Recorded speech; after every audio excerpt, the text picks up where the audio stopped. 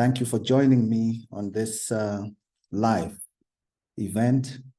I'm actually doing this after probably a year. A year ago, I lost my mother, and during that time, I decided to take a break from social media. So you would have noticed that I have not been posting, I've not been sharing, I've not been very effective on the social media platforms. But in this year, when I decided to take a sabbatical from social media, quite a lot of things have been happening. I got to write 2 books that I'm very, very excited about. It's going to be probably books that would be very, very encouraging and very edifying for the individual as a leader. One of the books titled, it's a book on leadership. In fact, inspired by my mother, and it's titled The Unassuming Hero, a new phenomenon in leadership.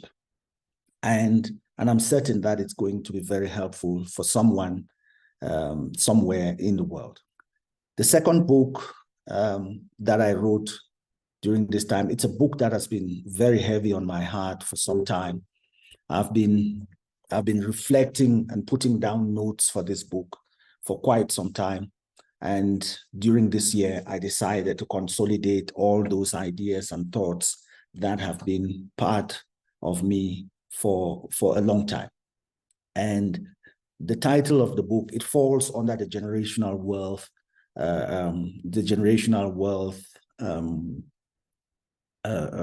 agenda, which I started from my first book.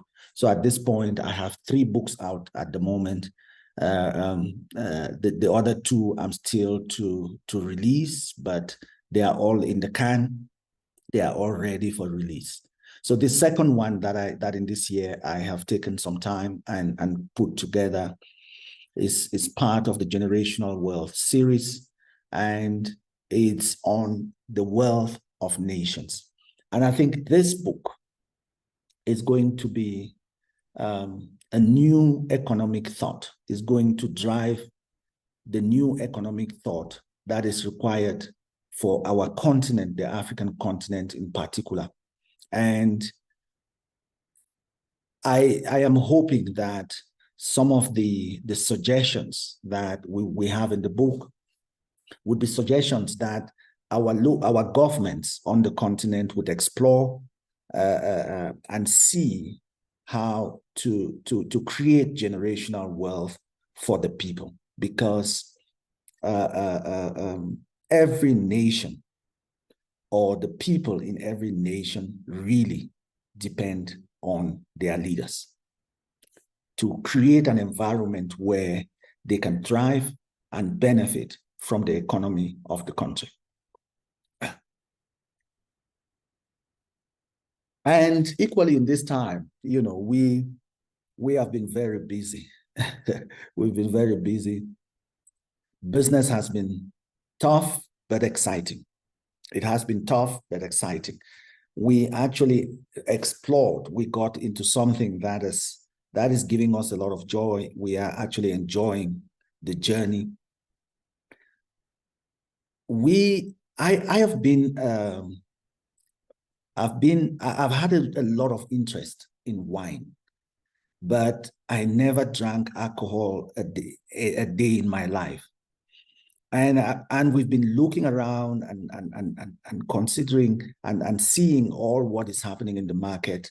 And we got to connect with the manufacturers of a non-alcoholic wine, actually like Superior Grape, done in the same way as if, in the same way that your regular alcoholic wines are done, in the barrels, but just taken off before it alcoholizes. It's not alcohol, it's not wine that has alcoholized and they've had to de-alcoholize it. It's natural no additives, no colorants, none of that. It's just the grapes that have been processed in the same way like your alcoholic wines. And we have a number of flavors out. The first one is the Shiraz. We have the Shiraz. We have a number of flavors. We have the Cabernet Sauvignon, which is the Sauvignon wine, the Sauvignon grape. It comes from the Sauvignon grape. We have the Merlot, grape, which is also been processed, and it comes in this beautifully designed bottle, beautifully packaged bottle. And we have the Sauvignon Blanc, which is the white wine. And, you know, every time we get people tasting it, especially people who are knowledgeable in alcoholic wines, I take a step back and I watch their face. And most often than not, it doesn't immediately, but after they've drank it and the flavors start circulating in their mouth, you hear them going, this actually is very good. So we've been busy with that. And just most recently, we've also brought out a bubbly with a bubbly that you can also get from us. And interestingly, we've been shipping this out quite extensively all over in range of countries. People have been ordering just from our basic social media, well, not even social media, but mainly WhatsApp marketing that we do for, sending messages to people who know us. And we've been getting quite some interesting orders. We've had to ship to Niger, we've had to ship to Kenya, to Cameroon. We're in discussions with someone in Jordan, and a range of countries where people have a lot of interest in the wine. So that's been what I've been up to over the last year as I was mourning my mother. But as we came to the end of this year, somewhere around the 15th of October, when I said, okay, it's been a year, I've mourned it enough. You never really mourn your mother enough, but I've come to a place where it is where I think I accept the loss for what it is, yeah? Knowing that we are all humans and we are all really certainly going to go through this. We are certainly going to experience that part of life, because it said you are born, you live, and at some point you are going to die. And I've been reflecting about this element of death as a certainty in our lives. And my first real encounter with death is, I was probably about 12, 15 years old when my uncle, my father's older brother, passed on. And they called my dad, and he invited me to accompany him to my uncle's house. The corpse was actually still at his house. And we got there, and my father and a few other older men got into the room where he was, and they started preparing the corpse. And I actually got an experience where, just standing outside, not actually fully inside the room where they were, the door was slightly open, I could see what was going on. And I saw them do the traditional embalming of a human body, like literally, squeezing everything from the human, from the bowels of the corpse. And after that, they finished, they cleaned up, and then they had to dress him up in a suit. And they brought the suit, and interestingly, I saw my father rip the suit from the back, like the back of the suit, he ripped it open. And I went like, what? Why are you ripping it open? And he said, that's the only way you can get the suit to go into the corpse. And when the corpse has been fully dressed, they just tuck it under the corpse. So I got to experience that, probably 12, 15 years old. And And when I say that life is fickle, it really didn't hit me at that time. But as I've grown older, as I've become an adult and almost, above middle age, I reflect about it as well quite considerably. And about a month or two ago, my daughter had a surgery, and they had to take out a considerable part of our body. And when the doctors brought out the piece that they took out from my daughter, I said I wanted to see it. But I did not only want to see it, I wanted to touch it. So I went, they took it out, and I touched the skin. What we see as skin here. I touched it.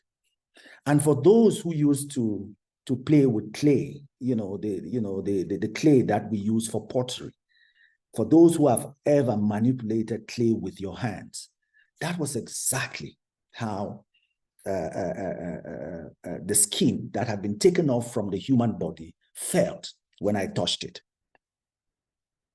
And it got me really into that space again. Truly, the human flesh is actually clay. The texture was fully clay. The texture was fully clay. And when I looked at it, it really drove my thoughts even deeper around this element of the fickleness of life. And something also happened during the same time. Someone spoke to me about how they exhumed a corpse that had been buried for quite a few years. And what he noticed when they exhumed the corpse was that the flesh was all gone. All that was left was bones. But guess what was left as well?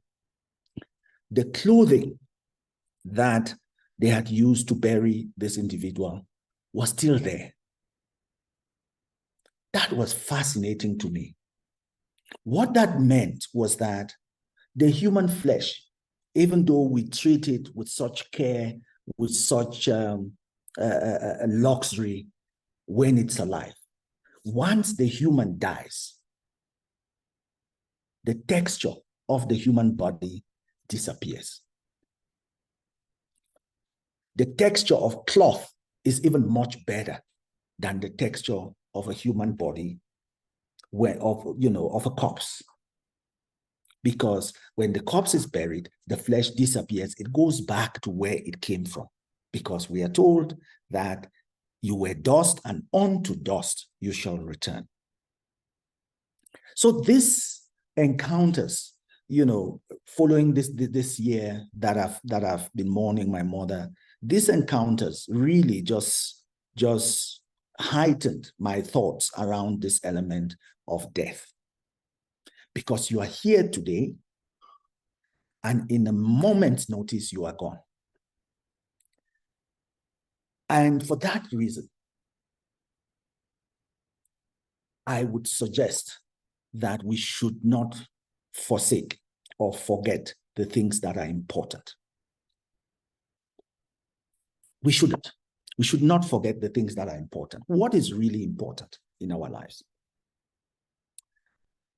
For some people, they consider, the mansion that they have built for themselves. For some people, they live in huts. Some people live in shacks. But this mansion that you have built now, depending on your age, in fact, 100 years from today, some strangers will be living in it. People you don't even know, people you have no knowledge about, and who will have no knowledge of your existence, who would have no concept of who you were, how hard you worked to acquire that mansion that you have. In fact, the latest EV car that you are striving to get, or that you have already got, in just a few years' time, is going to be scrap metal. Let me just go back to the house. Someone said something to me the other day, or I heard someone saying something the other day, which was really fascinating, that whatever you've spent to acquire your house, that is the amount that you have paid for your rents till the day you leave the earth, till the day you die, or till the day you decide to sell it off. But if you sell it off, whoever gets that house, at some point, they will have to exit. And when they exit, their rents would have expired. So talking about the car as well, in just a few years' time, the latest EV car that you've got is going to be scrap metal. So it is really important for us to consider what is important in life. It is fundamental. It's an existential quest for us to continuously striving for the things that are important in our lives. And that smile that you were meant to give to someone and you withheld it, please don't withhold it anymore, because you may not even have the chance to do it anymore. That gift that you were meant to give someone, please go out and give it. Go out and do it.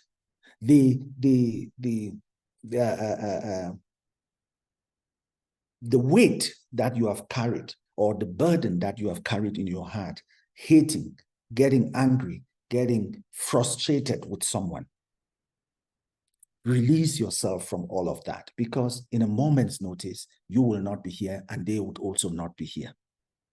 So let's use our time beneficially. Let's spend our time in this very, very short space of time that we have on earth.